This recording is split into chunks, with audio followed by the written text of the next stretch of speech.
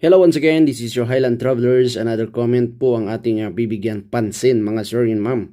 Regarding po ito sa post natin or ating content regarding po dun sa King of the Road Ordinance requiring the motor vehicle, motorcycle to slow down before pedestrian. Ang comment ni sir is, walang training enforcer dyan sa Baguio.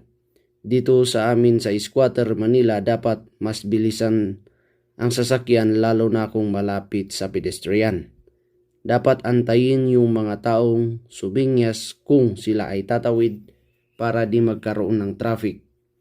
Dagdag gastos lang din yung pintura sa pedestrian lane. No need na yan. Pwede namang makipagpatintero yung mga tao sa sasakyan. Nako mga sir and ma'am, no? Well, napakahirap naman kung ganyan yung mangyayari sa isang lugar. Pedestrian lane is wherein safe po yung mga tao natin na tatawid. Protected sila by our laws.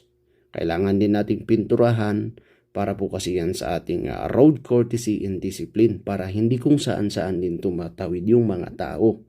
Okay? Hindi po yan masasayang kasi yan po kasi yung designated na crossing area ng mga pedestrians natin para po safe po yung kanilang pagtawid. Kaya pasensya ka na brother, no? Dapat palitan mo na yung mindset mo. Palitan mo na